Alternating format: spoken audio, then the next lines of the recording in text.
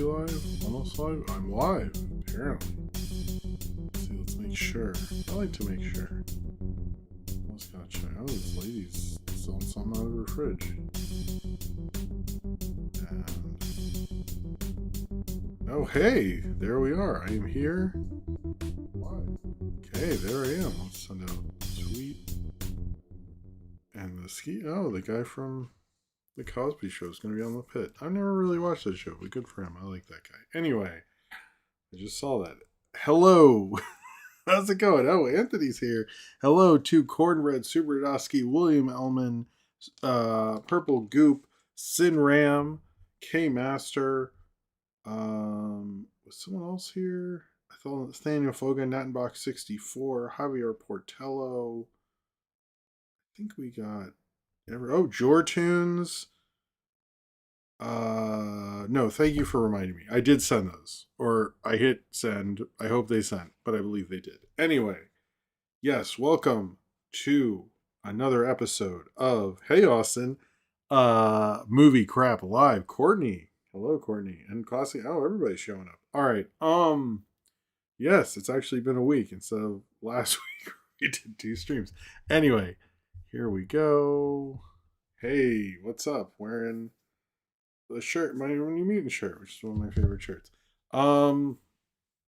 Yes, does this go down more? Yeah, okay. Let's go up more. Oh, I'm live. I'm like, oh, let's change the camera. That's what you come here for. Yes, welcome to another episode. Jordan Slothful, hello. I'm going to talk about a few things, some small talk, I guess. I hope y'all have been having a good week and seen some cool stuff and all those things. Had a good week, feeling a little just tired from everything. I don't know. And Blood Tea is here. Yes, I was not there for that episode, thankfully. I don't get that. I don't know. It's hard to imagine that when you actually have to change diapers, so... you know, oh, Austin, I'm sorry, man. Just go to bed. You're good, man. Just go to... everyone tell Austin to go to bed. I mean, you can do what you want, but I'm just saying. You can just fall asleep. It's totally cool. You're good, Austin. Anyway. Yes. I've been watching... yeah, it's been good. Life's been good. Oh, hello, Steve Meister writes. Steve Meister Arts. Sorry. I was rewatching. Well, I rewatched a couple movies. I rewatched because on the weekend I try to just like either have stuff on or watch stuff that isn't just the regular stuff. And I did watch Captain America: Brave New World because I'm sort of slowly going through the post Endgame movies because maybe I'll do a tier thing. I don't know. Hello, pup. How's it going? And hey, Dan's here. And sort of, I'm like, what was this whole era like? I'm sort of trying to figure it out, I guess, or just from it because some of them I don't. But that movie is a real mess. And it feels like there could have been something, but I don't know if Incredible Hulk 2 was the answer. But that is a very comic book thing, but not a good thing. But whatever. And I did see Operation Hail Mary. I'll review that hopefully soon. I have to shoot it, but I saw that and that was, man, it's crazy that's doing so well. We'll talk about that later. But I'm like, man, original movies. Who would have thought? And I rewatched my wife and I rewatched Rules of Attraction, and that was it's sort of rougher than I remembered, but I sort of like its charm. I get why people rewatch it and stuff, but it has a lot of I don't love the Fred Savage part. I think because I've been watching younger Fred Savage and stuff. Project Hail Mary. It should be Operation. It's Operation to me. Sorry. But yeah, it's like and the part, I don't know, it's very like auteur made and all that stuff, but it's still I like I don't know, it's an interesting one, but it's I don't think it's like perfect or maybe good necessarily, but I like its vibe. You know what I mean? I don't know. I don't know if I'd ever review it, but Vanderbeek's very good in it. I was like, he really didn't get a fair shake in some of that, but Operation Touchdown. Here, look, Blocks the Oxymichael always does the first super chat. Why isn't there a live action remake of Paul Blart? You know what? I now that you say that, if it was if Paul Blart had came out in 1990, Paul Blart Mall Cop would have a Saturday morning cartoon show. The fact that that never happened is fucking bullshit. It should have happened. Anyway, oh, there's a price tag on this. I'll just put this over this. No, I'm joking. This is the green apple cherry, or the best option at the deli I went to. So that's something. I've never had this one before. It's Celsius, which I know people okay with. I like their cola one, but cheers to you, Bloxy. But yeah, I don't know. It has a cool vibe. I know Roger Avery is a little yikes. Although I was like, we should play a game. How many people in this are anti-vax now? Which I do. I think that should be the games for movies from people who are like millennials, like who's MAGA and who's anti-vax. I think that'd be a fun game, but whatever. Because this is in Vanderbeek was, and I think the one girl in it is, and Kate Bosworth's barely in it, which is weird because she was big. I've never seen Blue Crush though, so I know a big cinephile friend of mine never went to. Hey, Gary's here. Holy shit, are you okay, dude? I hope you're good, man. I hope Gary has been through some shit. Holy shit. But yeah. Anyway, I just the other thing is with the whole Afro Man thing. I was like, I would actually like to listen to some Afro Man. I haven't listened to him since the Jane Silent Bob. I remember my dad was like, I can relate to that song. I knew people like that because I got high, which was very very funny when I was a senior in high school. But he has some good songs. I wouldn't say I listened to the one there's one called My Homies or Homies. What was it called? It's that was the only. I need to post it somewhere, but like he Homies, yeah, on 2020 Fro 2020 Fro. He's actually pretty good. I like that song. And there's a couple others, but it's a lot of like he's very silly and stuff. But I was like, has he been like independently working it as a artist this whole time? Fucking hey, good for Afro Man. I didn't know he was, but like his house, like in those security footage, looked very nice. I was like, I think he like figured out how to do this. Like, good on him. Like, there's not a lot of artists who can do the indie thing, and you see prospering like he did. So, and I also think he deserved to win all that. But like, I just wanted to hear it. And yeah, Homies is like legit good. I also, oh yeah, this is the other thing.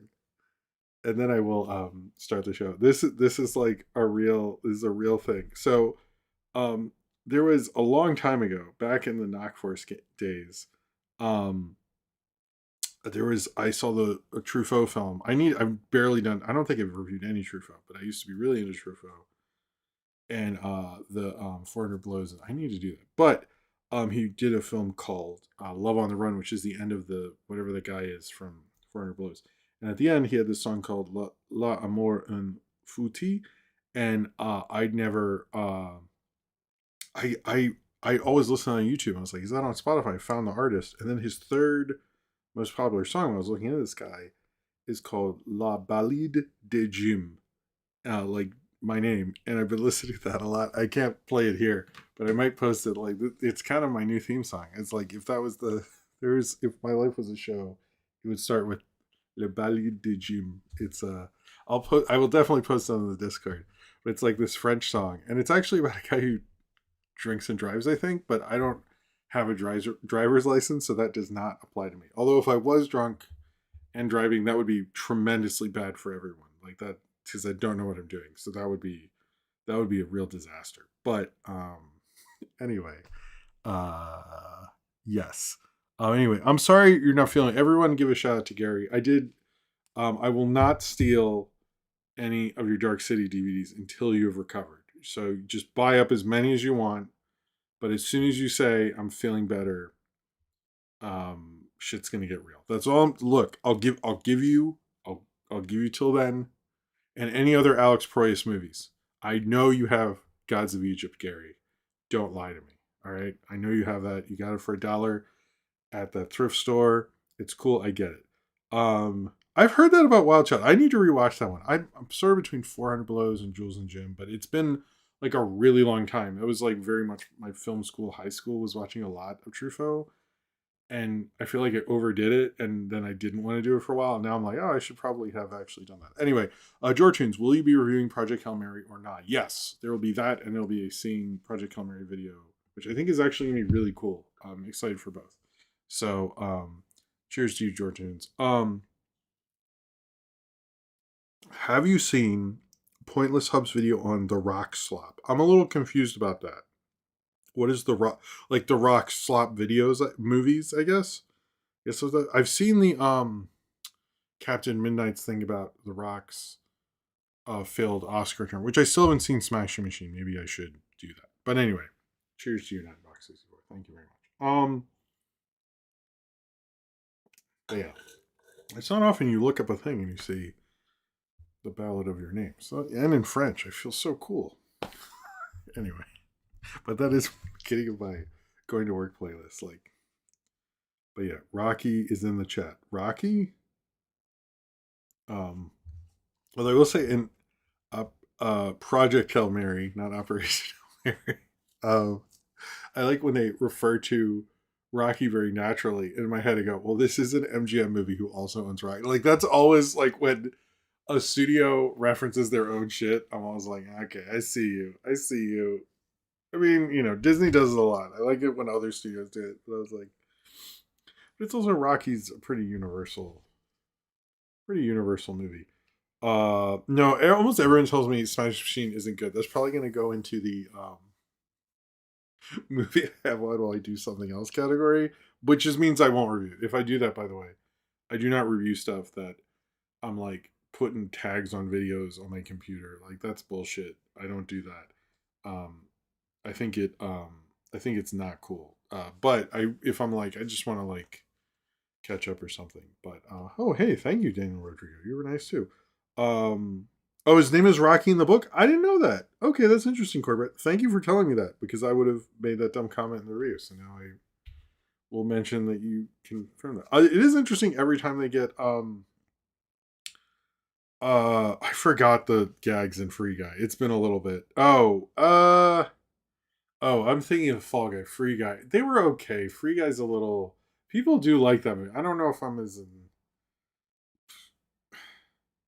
I don't know. They were a little too much. Maybe I'm too cynical.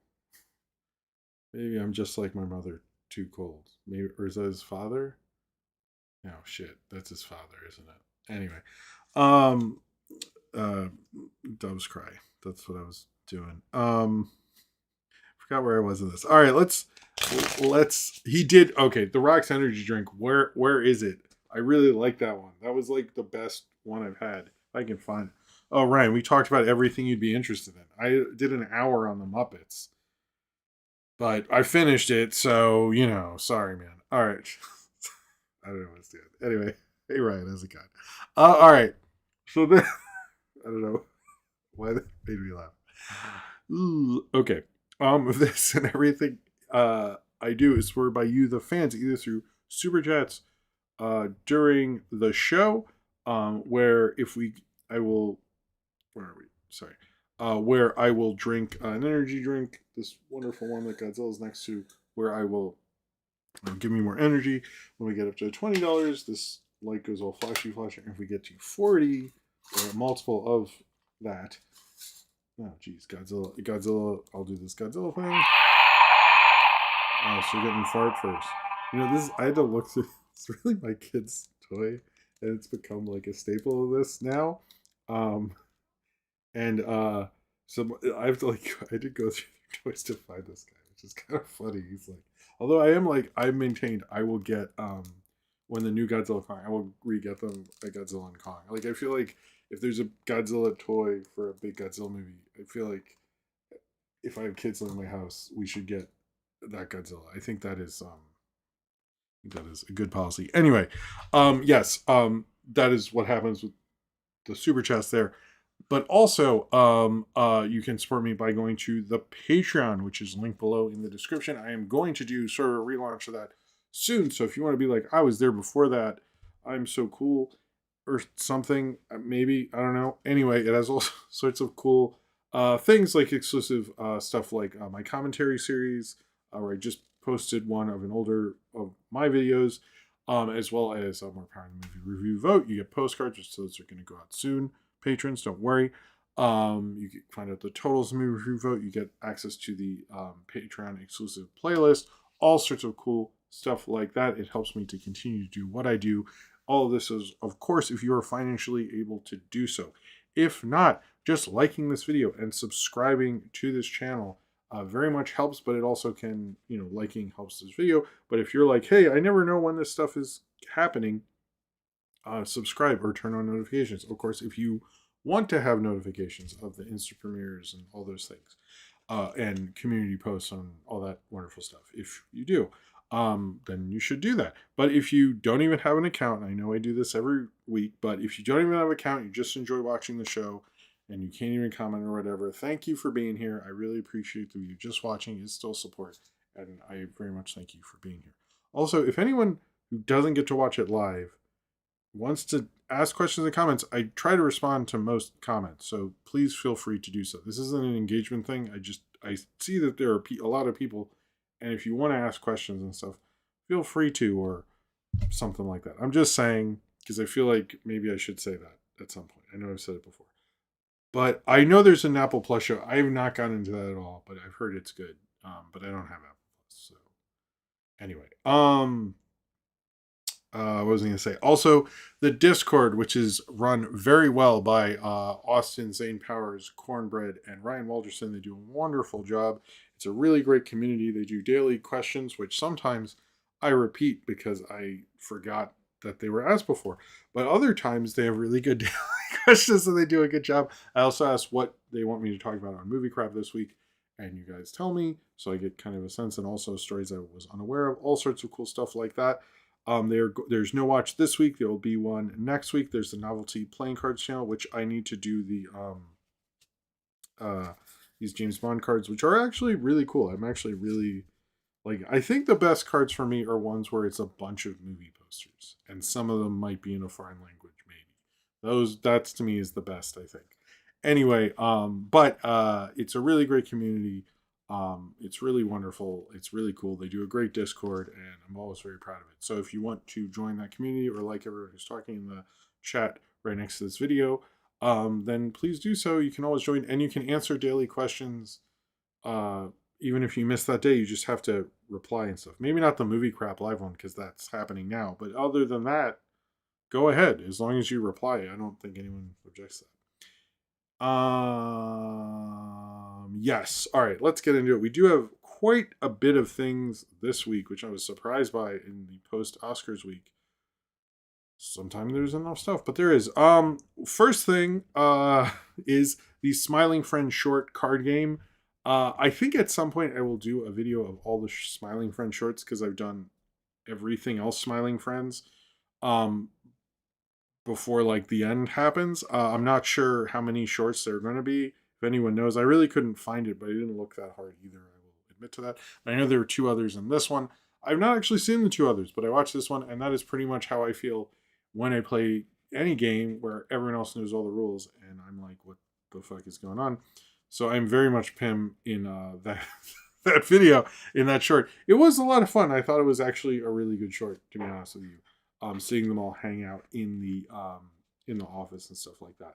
But yeah, so I thought about doing a short, but I was like, there's really not much to say.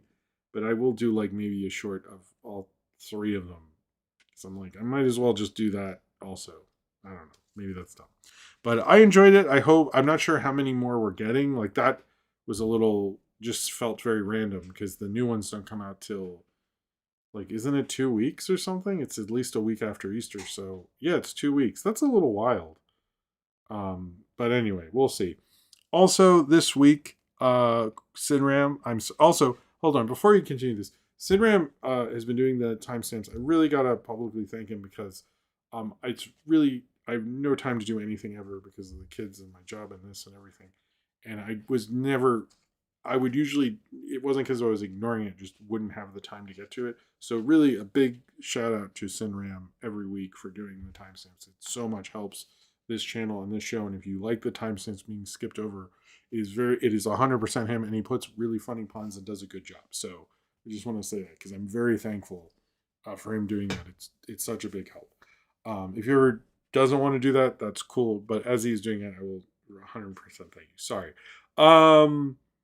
Continuing. We learned today that Star Fox, or Fox McCloud, to me, I didn't play that fucking thing that much, so he's Star Fox, so whatever. But his name apparently is Fox McCloud. He's in Super Mario Galaxy.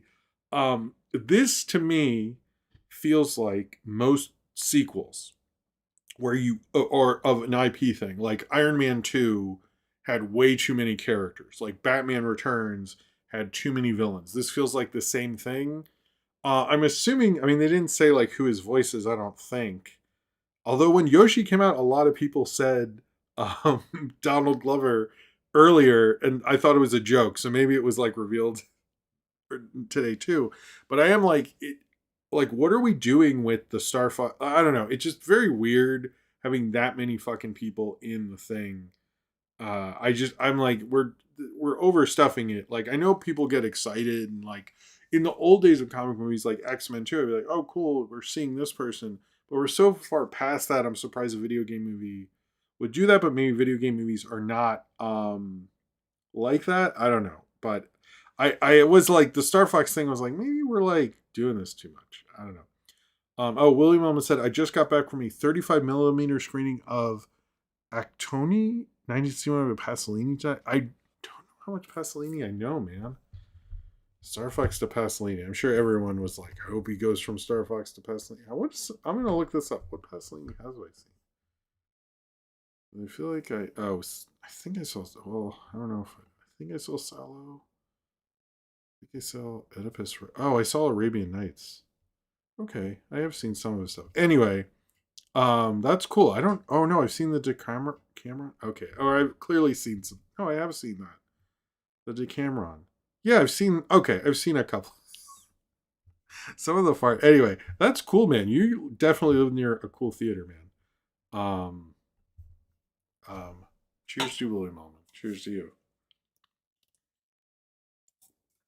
That's awesome that your theater's doing stuff like that, because it's always hard to get into that. All right. But yeah, that is my concern. I am excited for the Mario movie, and I'm gonna end. See, the thing is, like, I was like, I should probably watch the original Mario movie before, and I went, I do not need to. My kids watch it almost every month. And this, I'm like, I'm actually gonna see it before my kids because I want to get a review out and stuff. And I'm like, man, I'm gonna get sick of this one too. I'm gonna know it like the back of my hand. Anyway, and we're doing the Super Mario Brothers Super Show first episode tonight as a segment. I forgot to mention. And there will be a separate kids review of Mario Galaxy is the plan. That'll be a lot later, just so you know. So when you see that, the High Point Theater, shout out to the High Point Theater, bro. So if you're wondering why I'm more shouting out to my stuff originally, it's because mine will come out and then will be a throwback to hers later, just to clarify why that happened. I didn't mention the throwbacks, but they were there. All right, let's get into the big trailers. I want to do the original animated one. This is sort of the big trailers at the beginning, and there'll be a second trailer thing later. The structure to this episode is sort of random. I gotta say, so apologies for that. It's OBITs is going to be a lot sooner because of so many. This was like a crazy week for like pretty big people deaths and stuff. But anyway, Forgotten Island, which is from the director of Puss in Boots, the last Witch, or Puss in Boots 2 or whatever. It's definitely from them. It's interesting that this, similar to Puss in Boots, when they went into that place where everybody who had the thing changed the perception of the island. This seems to be a thing where the longer they're there, the more memories they lose. I like how he's as a director on what matters. I think it is, well, what matters to you as a person, but let me say that the other thing with that is, I think Inside Out does a good thing of change. Oh, hey, Mr. Silver, of combining the personal with the blockbuster in a way that doesn't take away the personal stuff, and I do feel like forgot his what he does is similar to that and kind of almost in a more personal way. It's interesting he went from Puss in Boots to this, um but it does look really, like Trislow says, it looks very promising. I do think it and the style and the color looks really beautiful. I'm excited. I like this era of DreamWorks. I'm surprised that under the leadership of Chris Meledandri, who I don't love his Illumination work, but it seems like DreamWorks has really thrived since they become the other studio at Universal. Maybe that's because they don't have as much pressure. Maybe it's because they have like a good director, like I forget his name, but who directed Puss in Boots in this. He's really come out of his shell, and I think it's like a lot of Filipino stuff in it. So anyway, I've only seen this one trailer. I'm excited to hopefully. I'm assuming it's going to be before Mario, and I want to see that. On the big screen. Actually, it looks like a really cool, like I do miss, like, they used to do this thing with movies where they would, or trailers where they would premiere in, like, almost always, and it wouldn't be a big announcement thing, because I used to go to movies like Thursday night, like the first show, and you get to see the trailers then, and then they'd come out the following week, so it'd be like kind of a cool thing. And this is one I would have liked to have seen just in the theater, but whatever. Anyway, all right, let's go into the two. I mean, I'm curious what Pete Doctor's Mr. Silver. I'm curious what Pete Doctor's feeling on this was, because I'm really not sure about him anymore, because it does feel like he's mixing. He's cool at approving these styles, but I don't know. It's definitely, yeah, no gay stuff for him, I guess. I don't know. All right. So the two live action trailers. The first one, which, believe it or not, will not be the one I'm going to talk about as much. I just didn't want to put that other one in the thumbnail. Moana. This looks like what is becoming the live action remake in this era, and I think How to Train Your Dragon is probably the example that they're going to use for here on out, which is just basically make the same fucking movie but worse than in live action, because that's 100% what it is. There's like no reason to make these other than to make money. The Rock looks like he's wearing a Halloween costume. His charisma isn't as there as much.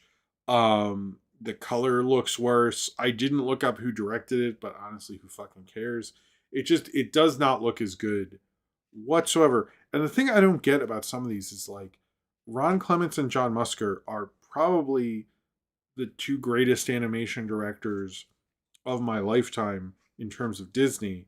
And the fact that they're like they remade, like, last summer it was the two guy the Chris whatever, sorry. The two guys and their work from How to Train Your Dragon and Lilo and Stitch. But I do feel like they're just like, the idea of, like, we can remake it into something that is any semblance of quality other than just a cash grab. I am hoping this gets stomped down, but I honestly think it just it will probably still do well, because people have no real discernment about these fucking things. Like, everyone hated Lilo and Stitch, but, like, it's still what is one of the highest grossing. Isn't it like Zootopia 2, Minecraft, and then Lilo and Stitch? Like, they all made about the same money too.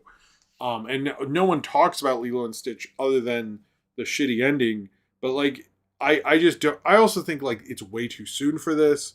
Like, if it was someone else who became like The Rock status in 20 years, I can sort of see something there. But, like, having The Rock be the role The Rock is written for, I was like, man, if Robin Williams had lived, we would have to see an Aladdin with him in it or something. Like, that's what we're leaning towards, and it just sucks. Like, I just don't. I really don't like it. I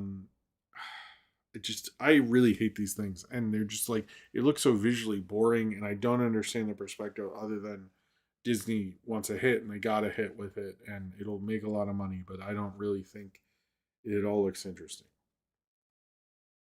So, let me take a drink of water actually before we do this. So, Harry Potter. like I commented on social media, it definitely looks like someone made a live action remake. Like what a live action remake to an animated film usually is, but for a live action movie.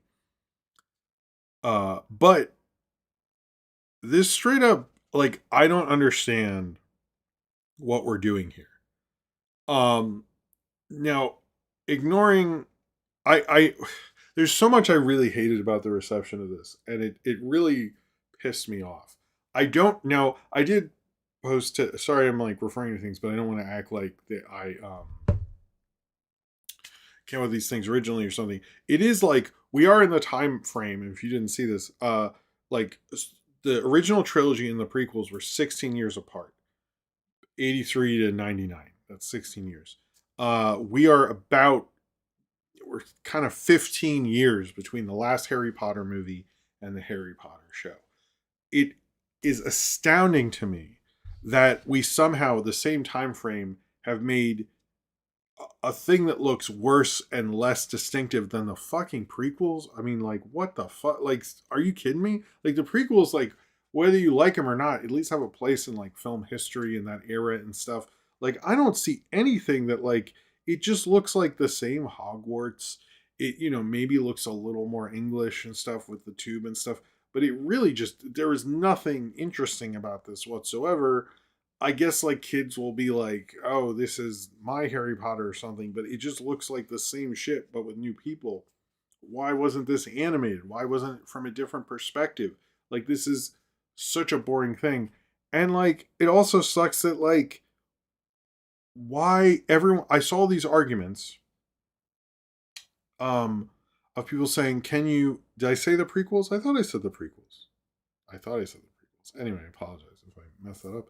Um I I I saw so many people bring up can you separate the artist from the art thing, and I was like, so we're doing this fucking today.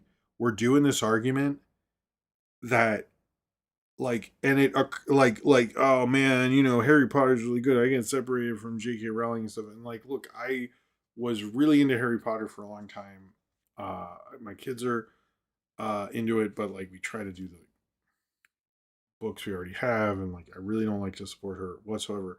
But seeing so many people do this, like critics be like, I can separate this and stuff. I was like, you're not doing this as some sort of critical stand. You're doing this so you can cover the fucking show, and you've set it up to do that. And what really we should do is not cover this crap. Like this doesn't look interesting. It's not even that like nostalgia blindness. It just does not look better or interesting. I don't understand the point of the show other than they know they have to make something out of this IP, and the whole reason it was made for HBO Warner Brothers is because they needed a big thing to help that sale happen. MGM or United Artists, or it's MGM United Artists or whatever, when they got bought by Amazon, they very much put a bunch of projects into development, including Project Hail Mary. But and like, look, there's tons of corporate reasons that movies get made. For example, One Battle After Another was made because Project Popcorn, the thing to send all those movies straight to streaming, failed pretty bad, and they needed to rebound their reputation, so they paid out Paul Thomas Anderson to make a movie. That's like for real. That's not a cynical. That's 100% what they did. But like with this, it's like this was only made to hype up HBO to make it better for a sale, and that sale has happened. It's going to get voted on in a few weeks. It'll happen. Thousands of people are going to get their jobs, and our reward as an audience is like a Harry Potter that has a little more detail in it. Like I just don't understand what we're doing here if it looks the same. Like give it a visual distinctiveness to it. Like have it be animated or shot in a different way. But like what if Harry Potter more like Game of Thrones is like the most boring crap in the fucking world? Like I just don't understand what we're doing with this. I'm really upset at like people who are like clearly wanting to cover this crap. Like why? Like I'm just gonna fucking ignore it. I really don't want to be involved in any of this shit. I really don't want to be yes, I am saying that. That is what happened, Emblity. I don't, this doesn't look good. I have nothing against those kid actors. That sucks. You got roped into this shit. But like, we don't need another Harry Potter thing.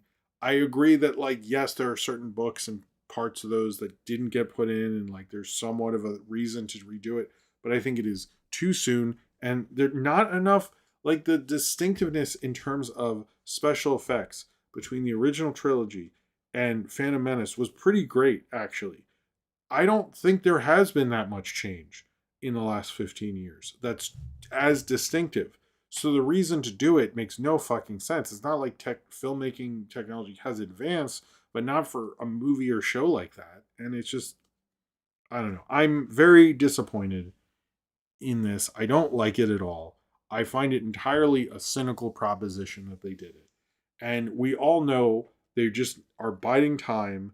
Uh um till they can get the original three kids back, which they can't do until they pay out JK, which is 100% going to happen now. Although the Ellisons are pretty right wing, I think they know that this isn't going to work. She's going to say something shitty around the time this comes out, whether they want her to or not. There's going to be something going on with that. But we'll see. I do agree with everyone who said it'll open huge, but it'll be exactly like The Last of Us, where it opens big, the first season's massive, it falls the fuck off, and because people are just gonna be like, well, why would I watch this? It's not, maybe it'll work out, but it's such a cynical thing. I don't really have much of a take on Snape. It's whatever. The casting to me is like, some of these actors probably were like, this is a big role, I need to do this. I don't think John Lithgow needed to do this. I think a lot of people could have just said fuck this, but I think like they need to get rid of her. They need to not be doing this stuff. It's like not helping them. I mean, that is a brand that like, it did not learn the lesson Star Wars did, which was go away. Star Wars went away. It's very much worked out for Star Wars to go away, and none of these other brands have done that. Like, for example, let's say this right now: Star Wars went away for all that time, got to come back, and it sat out the 2020s cinematically, and then you had Mandalorian, you had Book of Boba Fett, you had stuff people didn't like, but then you had Andor, and I think it very much worked out for them. They're in a much better place, that franchise, than a lot of them are, because they didn't make 7 or 8 shitty Star Wars movies in this time. It was kind of smart. So like, I do think if I was in charge of Harry Potter, I'd be like, let's just like nothing for 10 years, and then we bring Daniel Radcliffe and Emma Watson, Rupert Grant back, and we pay them a shit fucking ton of money, and they do like 3 movies, and we're good. But I don't know. I do think it'll still open big, and people will be disappointed. And I saw a lot of critics who I used to respect bringing this stuff up. I'm not going to name people, but I found it to be disappointing, because to me, it's like, I can't separate the art from the artist. This was made for a cynical, shitty reason, and it's helping, bigoted Joanne to keep doing what she does. But I just think like, this is a brand that very much is treading water, because they need something that they need a movie that they can't make right now. That's what they need. And I think it was too soon anyway for that movie. And they've been beating this brand into the ground. The Fantastic Beasts movies were bad, all this, and I think they fucked up. I don't know. William Wellman said, I read all the Harry Potter stories / watched movies as a kid and was like, okay, that was fine, I guess. Then they left my memory forever, so I'll find it easy to avoid that damn TV show. Fuck. I mean, first off, thank you. Thank you for the super chat. What's going on? My counter got all fucked up. Hold on. Thank you for the super chat, William Melman. What is going on? Oh, God damn. YouTube. All right. First off, let's do cheers to William Melman, and we'll do the flashy and all that. No, as a kid, I'll say this, and then we'll move off this. I'm sorry if this is like too ranty or something like that. When I went to learning disability high school, and I found out about it because kids who felt they were the kids reading under the stairs. Thank you for your generosity again. Sorry, William Melvin, and cheers to you and all that. Thank you. And good point. Owl House will always be better than Joanne's Love. I need to really watch Owl House. I've only seen the when I did the review of. But cheers to you, Mr. Schultz. I don't disagree. I knew a lot of kids in the learning disability school who read it and very much relate to it, and I read it then, and I know it represents a lot to people. I personally saw that. That's how I got into it. And I got into it when older kids were not getting into it even at that time. And it's sad to see it go down this way because it sort of represented something to these kids. And I don't necessarily think every shy kid becomes queer and stuff, but I do think, a certain amount of them do. And I feel like she just let down a lot of people. The difference between when you talk about Star Wars or Lucas and Rowling works with conservatives to make shitty laws. George Lucas sued Ronald Reagan and won and paid for a Martin Luther King memorial. George Lucas doesn't suck. I mean, he's anti-union and there's other reasons, but but George Lucas still sued Ronald Reagan.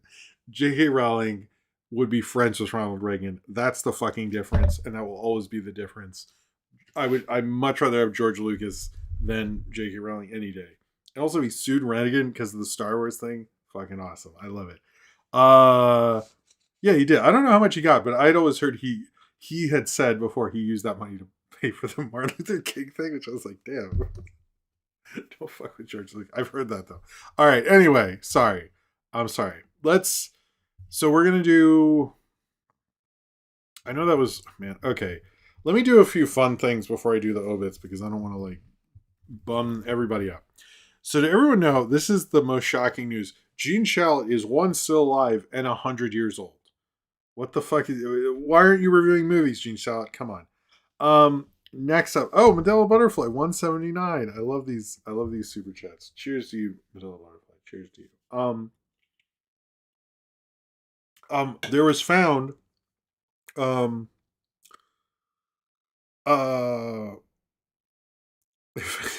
I need that's good. That's nice. Yes, Mystery Science Theater KTMA episode. That was good, Dan. Sorry, Mystery Science Theater 3000 episode, KTMA episode 3 was found. It's believed to be the original tape from KTMA because they were selling those off. It was uploaded on YouTube. No, I have not watched it. Yes, I should.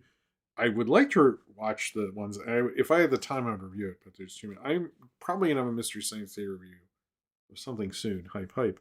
But that's really cool that we have another episode of Mystery Science. KTMA in season 1 are a little rougher. So I'd say unless you're a big fan, I would not necessarily recommend it. But if you're into it, then check it out. They're also, I will say, season 1 is amazing to fall asleep to. Really great. I love it. Anyway, let's do regular show and then I'll do the obits because it's gonna go on. There's a lot of people. It's kind of crazy this time. All right, so regular show, The Lost Tapes. Here's what we know, and it's a lot of not good. Mostly lost. There was a lot of hype. There's going to be a trailer, and what we got was a poster. Yay! Okay. It's whatever. The show comes out on May 11th on Cartoon Network, but on cable, we do not know when it's going to come out on streaming. There's rumors it could come out on streaming after the whole season is over, which sounds like bullshit. Sounds like Kiss Cartoon is getting, or Kim's Cartoon. Somebody like that is getting a lot of views. That's really the streaming home. I mean, I don't know why you would do this way. It's going to get pirated up the wazoo. What the fuck is wrong with you? I don't understand this, but whatever. What we learned some stuff from the poster. I know, I will say the Roundtable did a funny video on it. I enjoyed that video, but all we got is a poster. And we know it's alluded to in press releases that they're going to do. There's an episode about taking a nap and then messing with a luau. We know the first episode is a half-hour special. And Toby Jones is back, and I've met him, and he's a really nice guy. So good for him, and he was always good in the show. And we know it's probably a tape Pops is watching. I'm not 100% on this show because I'm I would much rather see what happens with it rather than like lost things from regular. It seems a little odd to me. I love regular show. I actually was thinking maybe I'll do a rewatch or a season one review or something like that. But because I in my regular show video I made got copyrighted out of existence, I might try to figure out how to get it back even. But yeah, it is coming out May 11th. We know on Cartoon Network. It's the first show to premiere on Cartoon Network since We Baby Bears. They really don't do that as much. They just put them out on HBO Max and stuff. I'm a little confused why have this huge show premiere in such a way, particularly because the other show that premiered at the same time as regular show, Adventure Time, has been going to HBO Max. I'm assuming they'll figure this out. They haven't given a clear reason for it. Um, but I don't know. I don't know if this is like we're going to get multiple seasons of this or what's going to go on with it. I would prefer sort of a sequel show rather than a mid-cool show, which is weird. But I love regular show. It was a great show when it was on. It did a great job. But I don't know. I'm a little not thrilled with what we know right now. We saw the keyboard in the background and them having boba and stuff like that, and I'm like, maybe that's something, maybe it's not.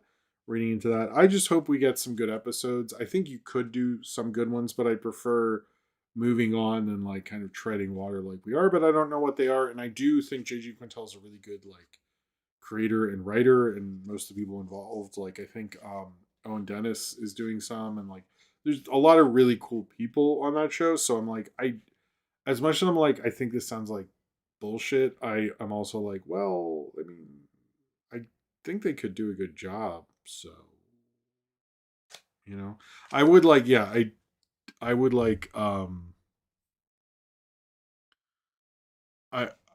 I would like more close enough, to be honest with you, but whatever. Oh, a panel at Tomorrow Wondercon. Maybe we talk about a trailer or more info next week. I hope so. But that's what we know right now. So, all right, one more thing. Okay, yeah. The Daniels announced their new sci-fi film, which we don't know what it's called, but it's coming out in November next year. Is going to star Ryan Gosling, assuming he's the lead. It seems like he will. They didn't really confirm that. Good for him. Um, but you know, Ryan Gosling's definitely in his big movie star era with Project Hail Mary and everything else. It's kind of weird because he used to be like the Nicholas Winding Refn guy and the indie guy, and he did. I know he was around Blade Runner 2049. I was like, I kind of need to make like more money. This is not working out. But I'm also like, I wouldn't mind if you went back to being like the guy who didn't speak as much. I liked it when he did those too. He was a good actor, but I'm just like, I kind of miss the, you know, doesn't Nicholas Winning Revan need some help, man? Come on. I don't want Drive 2, but I don't know if I want Only God Forgives again either, but I feel like you guys could make another good one, especially if you've got all this buzz on you. I don't know what, man, that guy, talking about directors who like nobody cares about anymore. Nicholas Winding Refn was so big for a little bit, but anyway, obits. We're going to talk about a lot of people. I'm sorry, that's just how this week has gone. I'll go through them in the order I wrote them down, I guess. Chuck Norris, who I don't have a lot of nostalgia for, other than really Conan's Walker Texas Ranger. Lever is the most. I watched it randomly or had it on while I did something else. I more like it. The only cinematic thing I ever liked from him was his um Bruce Lee fight. But other than that, like I know he was very conservative, and I heard he's a dick, and like I remember him in whichever Expendables, and he made some Chuck Norris jokes and stuff. And I've seen some of his stuff. I really don't know his stuff that well. I know Tubi's really pushing it right now, the Chuck Norris movies. And I never got, so I'm not going to act like I know Delta Force or anything. I'm like open to maybe I'll watch one this weekend or something. But I don't know. The Chuck Norris jokes, I definitely loved reading through those, and that was fun. But I think my more memories of him is the Conan Walker Texas Ranger lover. Okay, this is probably the bigger one for me. Is Sam Keith, who's the creator of the Maxx and co-creator of Sandman, which I forgot about. If you want to learn about him, I remember I haven't rewatched it Comic Tropes, who's a great YouTube channel, did a video on Sam Keith's career. Um, I posted this that weekend that he died. Um, uh, but one of the big posters I had, my parents had me a frame posters, was I had a Jim Lee, which was actually signed, uh, X-Men cover. I think it's like whatever one it was he did where they're in the Savage Land, they're all in the cool X-Men suits. The Marvel side of the Marvel DC poster, and then I had Sam Keith's Wolverine. And I always loved looking at him draw Wolverine. Even though I don't think I understood the Maxx when I was a kid. I loved looking at it and glaring at it. I loved knowing there was an MTV show and how weird and cool it looked. A lot of those guys, and if you're around at the time, uh, the art was so fucking big. Like Jim Lee and Todd McFarlane and Rob Liefeld, and there were all these like mega ultra superstars. I'm gonna switch it back. Okay, till we, you know, you know this. Mega ultra superstars, and they were, and I was in elementary school. It was like insane. Um, oh, Chuck's Invasion USA is Chuck's best movie. Okay, I saw that was on Tubi. I think it definitely shows familiar. Cheers to you. I'm curious that one. Maybe I'll check that out.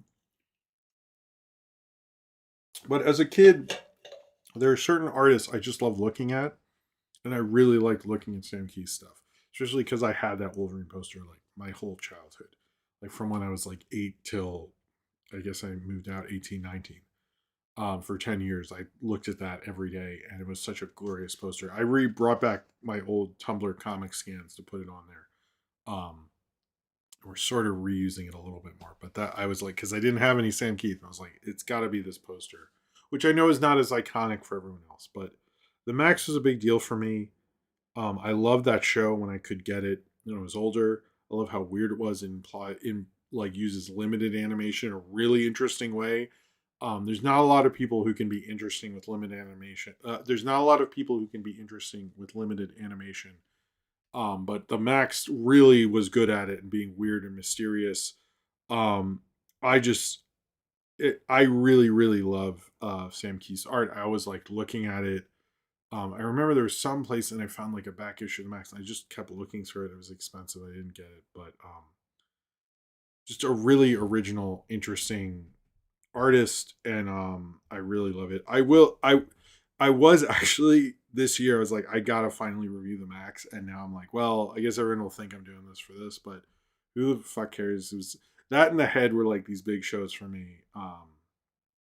So I will say there's some big ones in here for me, but Sam Keith is a major artist. He was always like this cool. He felt more mysterious, but as I was talking to my friend about it, I don't know if it was mysterious or more like, oh, cool, the one interview a year I get from him in Wizard magazine, neat.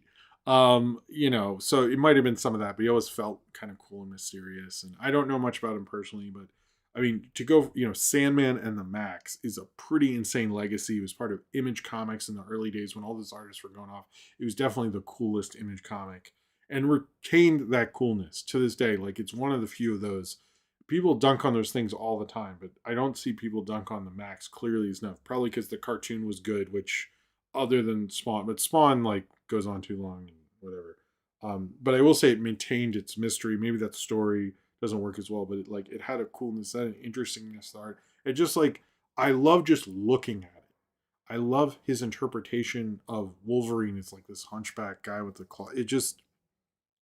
I'm so happy I got to be a kid getting into comics with Sam Keith and looking at his Wolverine poster every day. Really iconic, amazing artist, and just sad to see. That one kind of surprised me. It surprised me that like thinking about. I guess I don't think about him as much, but then when I thought about him leaving, I was like, that show was always a big show for me. It was one of the first things I got into on MTV. It made animation feel accessible to me because I was like, oh, when you're growing up, you can watch animation because like look at the Maxx, and like I think it had a bigger role than I thought about before this in my life. So just sad. Um, Nicholas, Jesus, this is This is insane. I gotta say, Nicholas Brendon from Buffy the Vampire Slayer played Xander. Xander could be fucking obnoxious, but also just a wonderful character. I think part of my King Ralph obsession is because there was some episode where they all lost their memories, and I remember I was watching it with my dad and his other friend who were um, a nerd, and we were watching it, and Xander just started laughing. He goes, "Oh, sorry, I just remembered King Ralph," and like the room like started laughing hysterically because it's like such a dumb joke. But he could really land punchlines. He could really land jokes. He's really good at like that show. You could be really funny and witty and actiony and all this stuff. I know there's some problematic things with him. I don't fully know what it is, but good for I'm sorry for that for him and everything for anyone who's victimized by him. I know also in one of my favorite sci-fi movies of the 2010s, Coherence. He's good in that. Coherence is completely underrated, wonderful movie, and he is very good in it. And I think he was the only person I knew from anything in that. Maybe I'm pretty sure. Anyway, R.I.P. to him as well. We have three more guys. I'm sorry. Ted Nicholas, who is responsible for all the compositions and music in Scooby Doo, Josie and the Pussycats, and constant um, Hanna-Barbera cartoons. I reposted a MeTV Tunes article kind of explaining it. He did that, and then he sort of just did music for churches and stuff, which, sure. But he really impactful. You've definitely heard him be sampled by MF Doom and countless artists. The amount of music of his that we took for granted, didn't know his name, remember his name. Ted Nicholas did a lot in terms of music for animation in his lifetime. It was wonderful. Man, this is like definitely running along. I know that's the cliche. And then let's do Sean Stevens, who was one of the guys who did the Aqua Teen Boston marketing disaster, I guess, and was one of the guys who talked about 70s haircuts, passed away of cancer this past week. That is probably one of the greatest all-time marketing and adult swim things ever. I'm sorry everything happened to you, Sean Stevens, and I'm sorry that you were gone, but you did an amazing thing. And we will be talking about that story for the rest of my lifetime. Wonderful. And finally, Valerie Perrine, who was Miss Teschmacher in at least Superman 1 and 2. I can't remember Superman 3. Leave me alone. I know she was in other stuff, but I thought she was always really great in Superman 1 and 2. And R.I.P. to her as well. Jesus, that was insane. Cinram, just make that obits. We don't need to. Well, it's up to you. You're doing it. I don't know what to tell you. All right. Let's move on to other stuff. I think it's just going to be a long show, guys. I also got to go into the Sora AI thing. I have actually a lot of stuff on that. All right. Wonder Man was picked up for a season 2. I've not finished the show. I don't know if I will get to finish the show, but it's cool that a different kind of superhero show is doing well and got a season 2 pickup. Congrats to you, Wonder Man. If anyone wants to do any super chats after these long, depressing rants, I appreciate it. We learned today that Stephen Colbert, massive Tolkien fan, is going to be writing with his son a Lord of the Rings movie, which takes place like with Merry and Pippin doing this journey. I mean, I don't like make other stuff, but I'm also like, I think what works about Lord of the Rings is just the trilogy. I don't see it like, unless you get somebody totally different, maybe they have a good thing. But it's interesting. Stephen Colbert has a pretty big gig coming up. I know he's a big Tolkien fan and all this stuff, but I hope it all works out. But I don't know. It's weird, but yeah, it's Stephen Colbert's son and Philip Boyens. We're on this new Lord of the Rings thing. I'm not like, or sorry, Lord of the Rings: Shadow of the Past. They didn't confirm actually if they got like the actors from those things, but I'm just like, I don't know. What about like an Aragorn origin story? Like do that. Like that is interesting, but it's because Vigo ain't doing that. So I love that that reel where it's like when you're watching Lord of the Rings for the first time and with a friend and it's like 5 people and they go up to the screen and go, so when when Viggo Mortensen kicks the helmet, like everyone loves that. I like that it's such a cliche. Anyway, I'm sorry. All right. We learned who is going to be the Mulder, I guess, in the X-Files is Hamish Patel, who is in this movie. I think everyone forgets it but me, about the Beatles or something. Anyway, but I've always liked him. Good for him for getting to be in Ryan Coogler's X-Files with Danielle Deadwyler. I think that's like a good, to me, that seems like a good duo. So that seems cool. I'm down for it. I'm curious what their dynamic's going to be. I'm assuming it's not exactly Mulder and Scully, but they're still doing the guy girl thing, so probably that kind of. We have heard Drew Goddard, who wrote Project Hail Mary and also wrote The Martian. It seems like he is very good at adapting that guy. Is developing The Matrix. He really didn't say much that it will be sort of different characters and not rely on the older guys as much. We don't know. We really don't know much about his Matrix at all. I'm assuming he's working on it. But it's really like this big question mark. I think Drew Goddard is a great writer. I'm actually surprised he didn't get asked to do the Buffy reboot because that's where he came from. But Cabin in the Woods and all that. So I hope it works out for him. I actually think he could make something interesting, but we really don't know what that is. And in really quick things, Kirsten Dunst got cast in Minecraft 2. I forget if I talked about that last year. Andy Weir, sorry.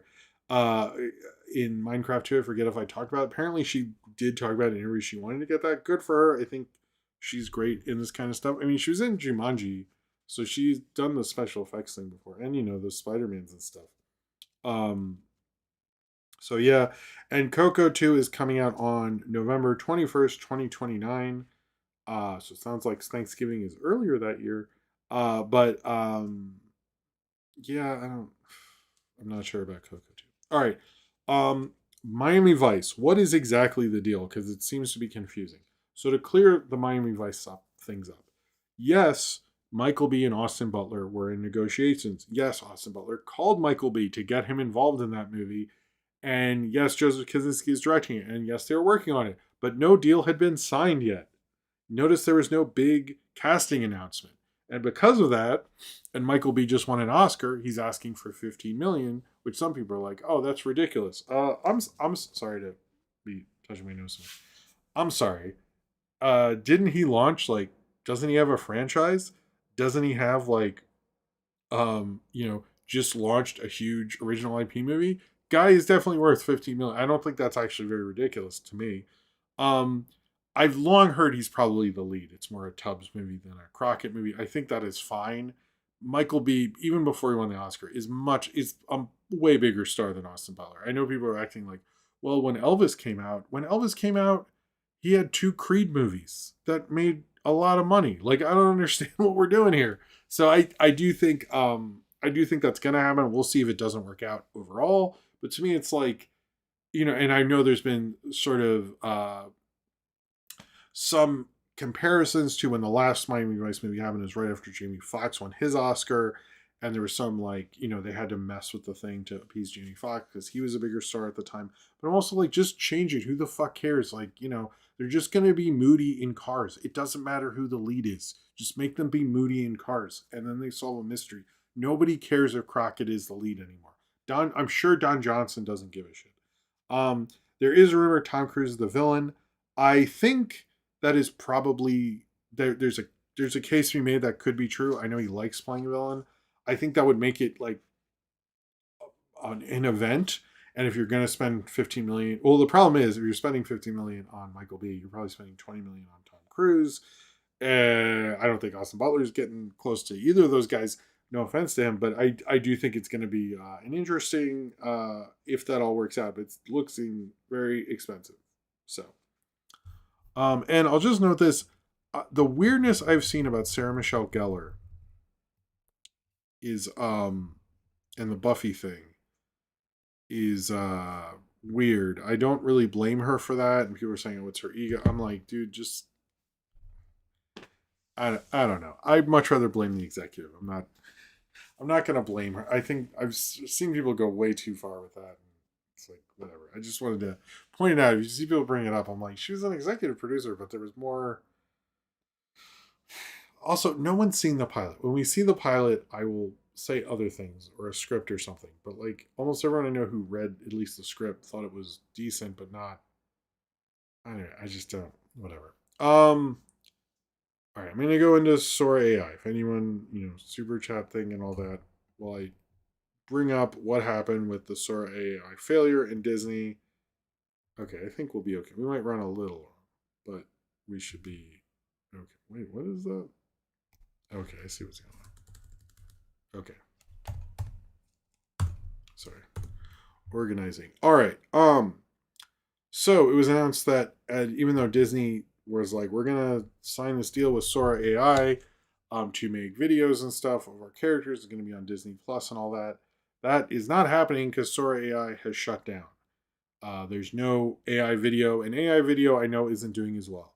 What exactly is going on with that? And I listened to a bunch of stuff about it. It's actually not great for AI. I don't. It sounds like honestly AI is just going to become for people in offices and corporate people. It does not sound like it's going to become the future of filmmaking. They're now claiming that was never what they intended to do. Whatever. I mean, it's like, yeah, I get it. Whatever. Mr. Silver said, bully anyone that watches and made Fruit Love Island. I don't know anything about that. I know Saber made a video and I didn't get to watch it yet, but choose G, Mr. Silver. So basically, Disney previously was going to do this on Disney Plus, and then they acted like they were going to invest $1 billion in this, mostly to get Google to be involved. It seems like that's still sort of the goal or whatever. But Josh D'Amaro, who now runs Disney, is basically like, I mean, that's Iger. It was Iger's deal. I never was that enthusiastic about this, and Sora shut down. Sora is, or OpenAI is acting like it's not a big deal. It was never going to be their thing. We didn't say we're going to take over Hollywood, even though you had a lot of people saying that. Apparently, the lack of video stuff is not just because of the lawsuits that are probably coming and the, all of the issues with having AI video. It's because of the GPU shortage is going to make them just do corporate offices because those are the people who are more interested in this. Now, AI is still extremely unprofitable, by the way. But yes, the GPU shortage is very much making them do that. Apparently, they're also having a problem with getting people to code a better product, even though they have a thing that's then coding for them on the computer while they're working or something. But yeah, the rumor is they want to deal with Google, and this was just a way to upset Google from Disney. And Disney's quote on this whole thing is, "We will continue to engage with AI platforms to find new ways to meet fans where they are while responsibly embracing new technologies." Yeah, that's not going to happen with AI. That they didn't say that part. That respect IP and the rights of creators. Most people think this is bad, but ultimately, what happened with Disney is Disney wants Disney Plus to be a hub of all Disney shit. You go there and you can play games, you can buy stuff, much like they're always pushing the shopping on that app and stuff. Other than that, it's just a streaming service for streaming things. We don't want a hub of things. I don't think they get that. But I think what's happening with this is two things. Disney is very much interested in a lot of things, including Epic Games. And then AI is looking at like, well, this video thing isn't actually working. It doesn't work with younger viewers because they automatically identify it. But honestly, I think the problem with AI video is this. AI in like the Ben Affleck quote, how that technology works is it basically gives you the medium of things, but it gives you no personality. And if you have no personality, there's no way to attach yourselves as a viewer to it, which none of them thought about because none of them watch shit or enjoy shit, clearly, because they work on AI stuff. There's a lot of like epic, like in the articles I read, like they do so much and like they do every day feels like a year because they're working so hard. Dude, you made a computer to think for you. Clearly, you ain't working that hard. I'm not going to act like you do a lot because, like, come on. You built a computer to think for you. You're clearly not thinking so good if you need a computer to think for you. Come on now. But it's just really stupid, this whole thing. And apparently Disney is now pivoting to their whole things with Epic Games, which is not really working out because obviously Fortnite is not catching on or something. They're going to fire 1,000 people. Disney very much wants to make a Fortnite Disney thing. and wants to buy Epic Games, and part of them are kind of looking to look at Epic Games sort of devalue itself so they can buy it for cheaper, but they really want the Unreal Engine, which makes the Mandalorian stuff and everything like that. So yeah, but I know also Josh D'Amaro, who is the head of the CEO of Disney, they very much want him to he very much is interested in Epic Games. That is something he was involved in before he was CEO. He very much wants Epic Games, so I'd expect they might make a deal at some point. And they have Unreal Engine, which they use a lot. So there's a lot of multiple reasons. And Disney is not having a great week because of the whole. I don't understand the Bachelorette thing, but they basically had 2 shows fall apart, which is not good for any company. Which is bad. Even and they were aware of that whole thing. It's a real mess. But here, the real winner in all of this is Dana Walden, because she makes more than Josh D'Amaro, and yet nobody's blaming her for shit. And I was like, wow, you are a fucking genius. That lady is so smart. She is like, makes more than that guy. No one's getting mad at her. She's the chief creative officer. No one's getting mad at her for the Bachelorette thing or the AI thing or the Epic Games. She's just like, I'm being creative in my office. Nobody's writing about me. Like every article is like, they'll mention her once. And they're just like, Josh D'Amaro, what's he going to do? This is a bad week to be CEO. This sucks. All this stuff. I was like, I get why she made that deal. Everyone was like, she probably regrets not being CEO. Not this week. Nope. That lady's a genius. I was like, oh man. I right when I saw her name heard her name in a podcast, I'm like, oh my God, she's the smartest person alive. What? She's not getting blamed for any of this stuff. It's all this dude. Oh wow, smart. And she makes more money than him. Genius lady. Genius. Respect. I love it. Anyway. Sorry. Okay, in news that I probably only me cares about. But I like entertainment news, as you can tell this is this show. And I don't know how many of you guys care about this. I'm assuming it's not a ton of people, but it's fine. So Access Hollywood is actually ending at the end of this summer. NBC is leaving first run syndication, most likely because their one big hit, the Kelly Clarkson show, is ending. And they're ending all their first run syndication, which is the Steve Wilkos show and Cremo or whatever. I don't know what that even is. Those are going away right away. Access Hollywood will run throughout the summer. Access Hollywood is about 30 years old. The first episode is in September of 1986. The last episode will probably be at the end of August, or expected to be in 2026. So that's a 30-year run, which is surprising. I will say Access Hollywood and Entertainment Tonight were kind of the shows I used to watch. Back in the day, they'd have more like industry stuff as well as celebrity stuff, but then the kind of celebutante things changed all that, particularly for E! News, by the way. But they would talk about music charts more. They would talk about all this stuff. So I was sort of more a little interested in them. But yes, Access Hollywood is done at the end of the summer. So if you ever want to see, I guess Mario Lopez hosts it now. I will say here's my thing with Access Hollywood. It's not even a joke. I remember, I think it was 2006. I think it was their 10th anniversary. They had the stupid Access Hollywood bus, and every time it was like, nobody gives a fuck about this bus.